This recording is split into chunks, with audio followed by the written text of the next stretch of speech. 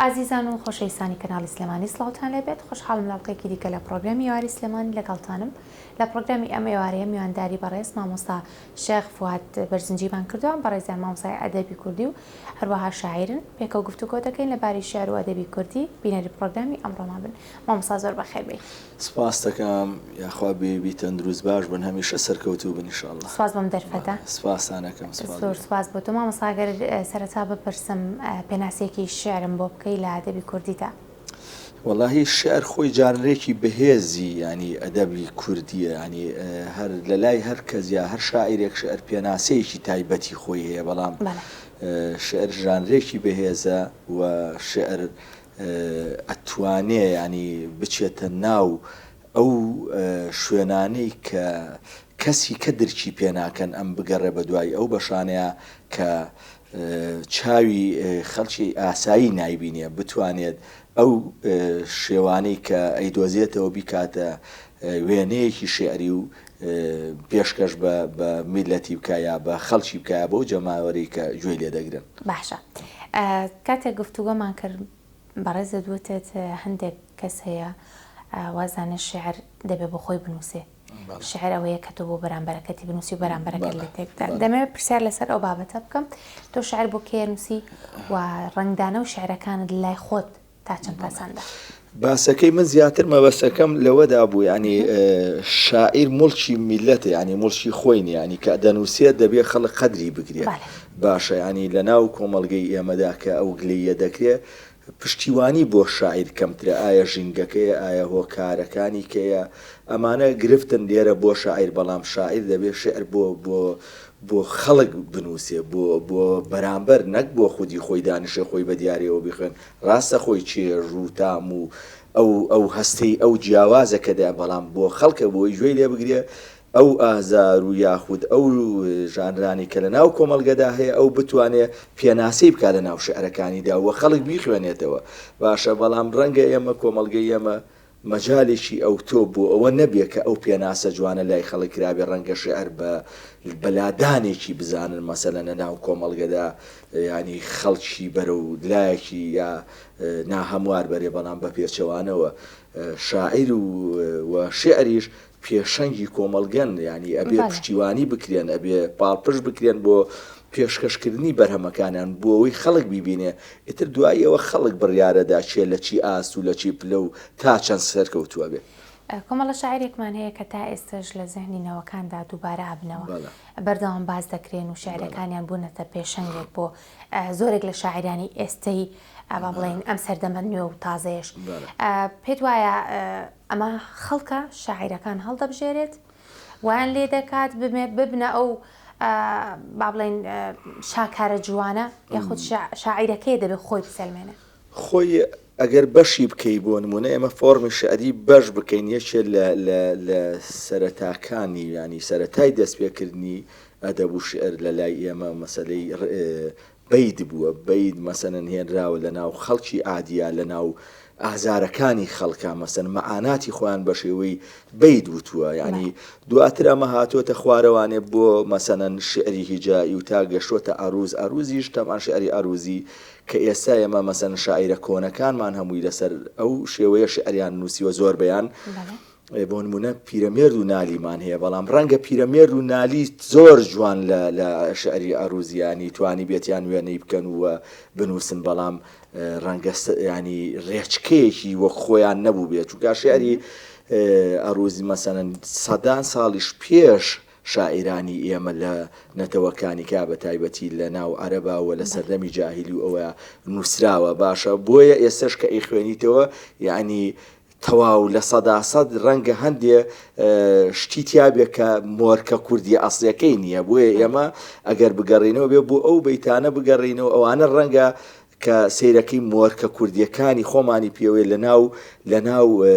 مەسەنەن جەماوەر یا لە ناو خەڵکی ئادی کە شوانکارە بووە ئەوە بووە کە بەیتیان وتۆ کە ئازارەکانی خۆیان تیاوتوت بەڵام ئەو شاعیرانە شعرەکە ئەوەندە بە جوانی بۆ بەڵێ ئێستا بووەتە شعرێکی کلاسیک و لە زەهنی یەکە بە یەکی ئێمەیە وە سەردەمەکان فەرقی هەبووە ینی ڕەنگە سەردەمێکی کەنێتەوە بۆ سەردەمی نالی بۆ شێوە جوانە شعری ڕوزیانی شعری کلاسیک بۆ من دابڕێژە و بیخوێنم بۆیە ئێمە ئێستا بێ سوود لەو شعرانە ببینین یانیش سوود لە جوانەکانی ئەو شعرانە ببینین لە فەنتازیای ئەو شعرانە ببینین. زۆر باشە مامۆستا بۆ سەرەتای گفتوگۆکانمان گوێمان لە پارچە شعرێکی بەڕێستان بێت دواتر بەردەوام بین. باڵە پەناهندە دەرمانخانەی دەردەکەم خەندەی لێ و تیلەی چاوتە کە دەژین پێناسەی من شینی خاک و نیشتیمانی جوانی تۆیە کە تێیدا پەناهندەم لە ئاوزێڵی سنگتەوە پێدەگرێت و گەورە دەبێت تاڤگەیبوونم لەوەتەی تۆم هەیت ژیانم لەوە نەوشەیی دەچێت زمانم ڕەنگا و ڕەنگ ئەدوێت مرۆڤم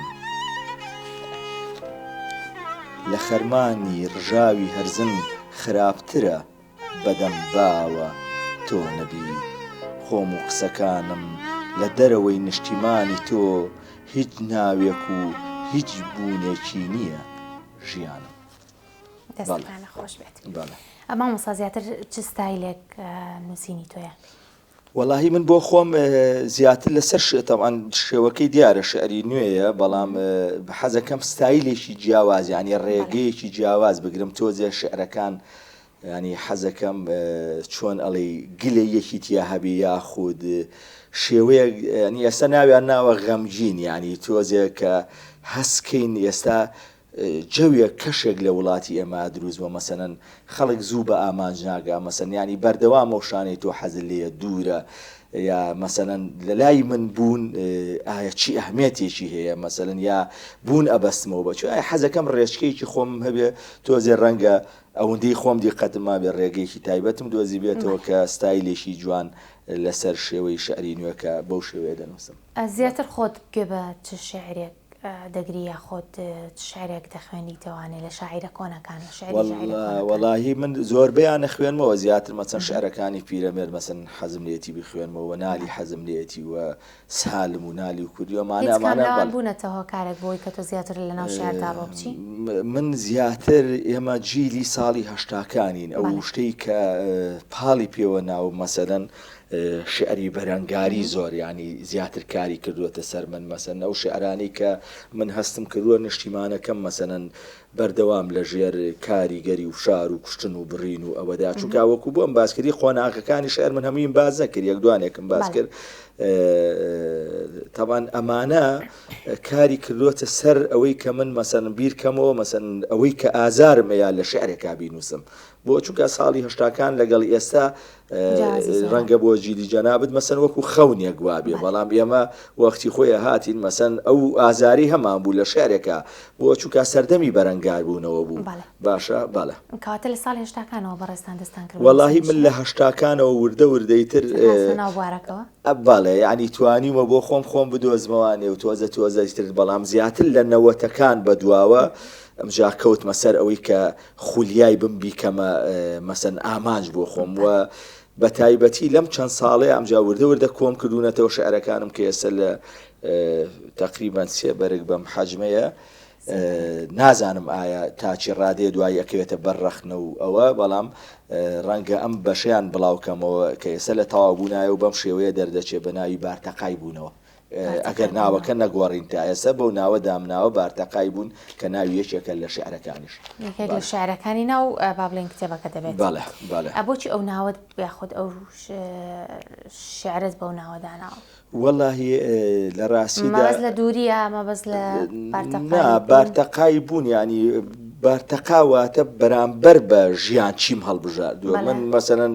لەوانەیە لە فکرێکی تەسەوفیا ئەوم دانابی یاخود لەوانەیە بەرامبەر کەسێک دام نابێت کە هەموو بوون لە لای من بەشێکە و ئەویش مەقال لە تای تەرازوەکەی کەیە مقابلە بە هەموو ئەو بوونەی کە خەڵک ئەو هەموو بەزم و ڕەزمەی بۆ دەکا باشە بەنیازی ئینشاءالله و کتێبە چاپ بکەیت بەرگی سێمی ئەگەر مقدەر نەبێ ئینشاءالله منەمەوێت لەم یەک دوو مانگە ئەوە لە بەردەستی خوێنەرابێ هەواڵێکی باشە بۆ هەوادارانی خۆت زۆر باشە باگوێمان لە پارچە شعرێ بێت کە لەو کتێبە نوێدا دەبێت لەو چاپی ئەو کتێبە نوێ باڵە نۆستالژیا دەگەڕێم بە دوای نیشانە نادیارەکانتدا پۆستێکی جوانی لەسەر بکەم بۆ ئەوەی کەشی خەیاڵم پڕ بکەمەوە بە ڕەنگی برۆنزیت دەرباز ببین لە ڕووداوە کوشندەکان ملوانکەی خەونەکخەوەکانم بپچڕێت وا تێکەڵ بە نۆستالژیام بوویت ئەستەمە دەست بەردار بوونت لەم کەشتی سەفەرەدا لە نیوەی ڕێ دانەبەزیت لە چوارگۆشەی جیهانێکی هەندەسیدا جێم بهێڵیت لە سکەی خۆم لا بدەم دەستەکان خۆش مامۆستا سۆشیال میدیا کاریگەری چییە لەسەر نووسینی شارەکانیەوە یاخود بڵاوکردنەوەی شارەکانیەوە چ خزمەتێک بە ئێوەی شاعیر دەگەین وەڵاهی خۆ ئێستا من ناتوانم گلەی لە ماشەڵا ئێستا کەناڵ زۆرە بەڕاستی ینی هەوڵێکی باش هەیە ئێستا بۆ کەسانی وەکو بەڕێستان مەسەن یا کۆمەڵە خەڵکی کە شاعیران لە ناو خەڵکە ئەناسیێنن مەسەنەن یاخود ڕێکخراوەکانی ژەرەیە لە پەنای ئێوەیە کارێکی باشە ینی بۆ ئێستا شاعیر لی سوودمەند بوو بە هیوای ئەوەم کە گەشەی زیاتریشی پێ بدرێەوە بتوانرێ مەسەن بچێتە قاڵبێکی کێشەوە مەسەن بتوانرێت لە ڕێگەی ئێوە مەسەن زۆرشتی باشتر بۆ نووسەری بەتەنیا هەر شاعیر نانووسەرانیش بکرێت بەڵێ بێگومان ئێستا ڕێکخراوی کوردستان دیالۆگەیەکە یەکێکە لەو ڕێکخراوانەی خزمەتە بتوانن بەرهەمەکانیان بۆ چاپ بکەن بۆ نمونە ئێستا من بۆ زۆر جارە لە مەسەن بەرهەمێکی تۆ ناکرێت خۆ ئەوی پێی ئەەکەی هەمووی لە کتێبێکە ئەی ماڵە دەی منداڵە ئەی ژیانە بۆ چونکە ئێمە بێ پێویستمان بۆ هەیە دەستگیرۆی هەیە بەڵێ ینی علاقەی بە ئیمکانێتەوە نیە ینی تۆ چونکە ئەو ئیشە پارەیەکی زۆر وەماندووبوونێکی زۆر وەک فەراغێکی زۆری ئەوێ بڵاوکردنەوەی بەرهەمەکانتان تەنها بۆ نمونە ئێوە لە ڕێگەی کۆڕ و سیمینارەکانە یاخود سۆشیال میدیاش بەکارهێنن فەیسبوک و تۆڕە کۆمەڵایەتیەکان من بەش بە حاڵی خۆم چی شعرم هەیە هەر هەموویم لە فەیسبوکی خۆم بڵاو کردوێتەوە ینی بە هەچ کەسێک ئەم دیوانەی من ئێستا هەمووی هەندێک شعری نەبێ مەسەن کە ئینم کردووە لای خۆم و کە نەبیندێ زۆربەی بابەتەکان لە 180 بۆ 90 هەمی بڵاو کردوێتەوە لە فەیسبوک و لە هەندێک ڕۆژنامە و لە گۆڤارەکان و لە هەندێک برادەریش لەم لاولا لە دەرەوەی وڵات لە شوێنانی کە مەسەنەن بە زمانی کەلیشی بڵاو کراوێتەوە بەڵێ زۆر باشە هەوڵت نەداوە شعرەکانت بکەنەوەی کە ببنە سەرچاوی گۆرانی هونەرمەندان بەڵێ چۆن ینی یەکێ لەوانە خۆشە ینی تۆ هەندێک جار مەسەنەن شاعریش مرۆڤە ینی ئەو هەستەی هەیە کە خەڵکی کە هەیەی بۆ نمونە هەندێک جار من مەسەن بۆ خۆم دانیشتوم ورتەیەکم کردووە لەبەر خۆمەوە و دامڕشتووە بۆتە شعرێک و بەڵێ ینی و حەزیشم کردووە و هەندێک برادەر بۆ نمونە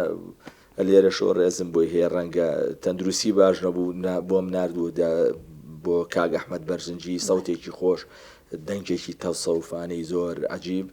و هیوادارم ئینشەڵڵا پەیمانی یا بتوانێت ئەو شعرە چونکە مەبەستم بۆ شعرە شێرێکی زۆر جوان بۆ ئێستای ئێمە جوانە ڕاستەکانە خۆش بێ ئینشەڵڵا کە شعری گۆرانیە بێگومان بەڵێ ئینشەڵڵا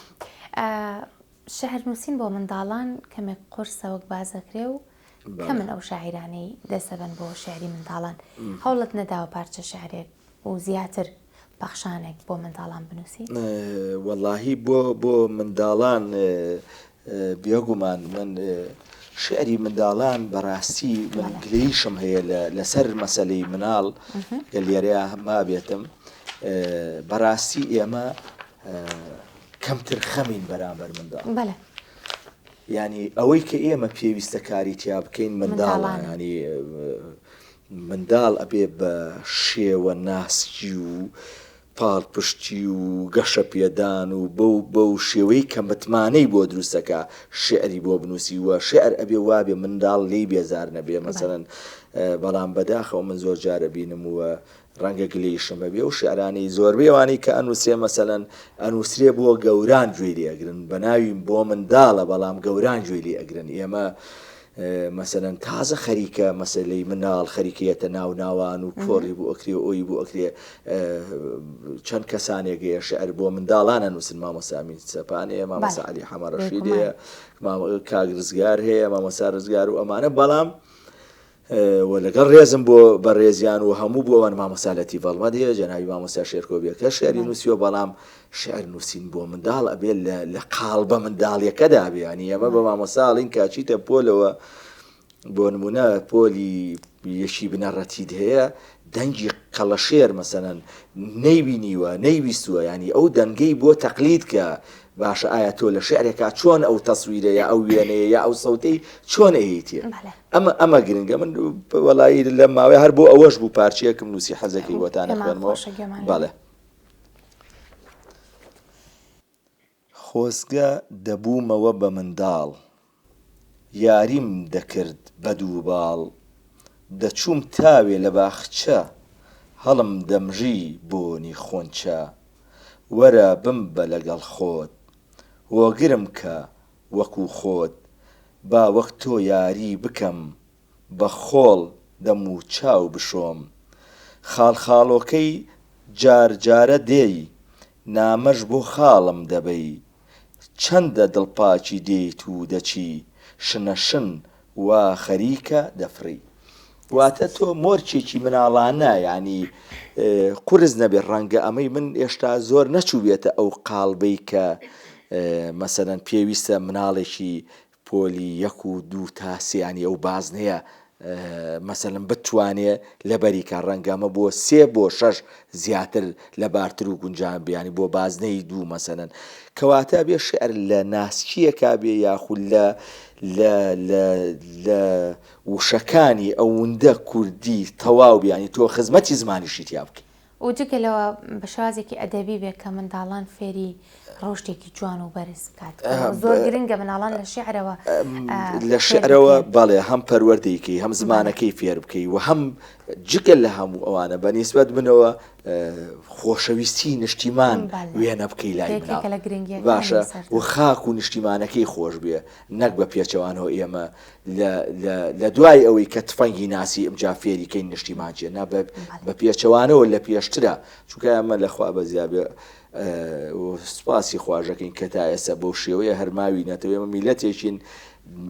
لە مناڵی باپیرە گەورەی باپیرە گەورەشمە میلەتەی ئێمە هەر لە ژێر بەردەوام شەڕی دەوڵەتی عوسمانی و قاجاری و لە ململانی ئەم ناوچەیەدا ژیاوین بەداخەوە کە هیواداری مناڵەکانمان لەو سەردەمایای دەرنەژین کوردستان بەرەو ئاوادانی زیاتر بڵات سواز دەکەم مامۆستاگیان زۆر خۆشحاڵ بووم کە ئەمڕۆ لەگەڵمان بووی سواز بۆم دەرفەتە پێم خۆشە بە کۆتا شعری تۆ بچینە کۆتایی پرۆگرامی ئەمڕۆ کۆتا ئێوە جارێکە بۆ پرۆگرامەکە ئێمە بۆ بینەرانی ئێمە و هەوادارانی خۆت بەڵێ تەبان بێگومان من حەزم کرد شتێک وازان بیرم چوو ینی تۆ کە باسی شعری ئاروزوەکەی دوایی تر وردە شعر چووە لە قاڵبە بەیتیەکەوە هاتە دەرەوە چووە دیوەخان و ماڵی پاشا و ئەوە کە ئەمە ئەمجا ئەو شێوەی گرتەوە کە خوێنەواران وانی کە شارەزا بوون لە نووسینی مەسەن زمانی عەربی و فارسی وانە بەو شێوەیە ینی شعری تر وردە پێی گرت و تا شعری نوێ و تا مامۆستا گۆران و تا هاتە خوارە بۆ مامۆستا شێرکۆبیە کەسوونەوەتەکان شعری مەسەلەن ژنان و شعری براکوژی و تا ئەوەی تا گەشوونێتە ئێرە بەڵام لە ڕاستیدا من تەنها یەک وشەم هەیە شاعیران هەمویان جوانن بەڵام مەرجە چیە ئەبێتە دوایی قدوە ئێستا ئێمە شتەکانمان دیار نابێت لە داهاتوودا چێ شتەکانی ئێمە هەڵ ئەسەنجێنێ بە ویژدانە و هەڵی بسەنجێنێ ئەمجا شاعیر من ڕۆژ هەر لەگەڵ کاینادبووان باسی هەندێک شت کرانی لە ڕاستیدا وەختی خۆی ئەحمەد بن فەراهیدی کە ینی کێشی ئەروزی دۆزیەوە 15 کێشەکانی دۆزیەوە دوایی خوێندکارێکی 16ەم دەدۆزێتەوە مەرج نییە شاعیر شارەزا بێت لە هەموو ئەهداءەکانی شاعیر هەیە شعر ئەنووسێ ئەوەی کە لێکۆڵینەوەی لەسەرەکە ئەو جوانی شعرەکە دەرەخا بەڕاستی ئێمە بێت لێکۆڵەری باشمان هەبێەوە قسەکەری باشمان هەبێ بۆ بنیادنانی شعر چونکە بەڕاستی شعر بەنسبەت منەوە شعر ژانرێکی وەکو پێوتی زۆر بەهێزی ناو کۆمەلگەیەوە ئەتوانێت زۆر ڕێچکە مەسەرەن دیاری بک بۆ داهاتووی وڵات و بۆ ئاماژە بێدان حتا بەو شتانی کە ناڕەوا لە ناو کۆمەلگەدا. ئازیزانی من دەچینە کۆتایی پرۆگرام شاد بەختەوە.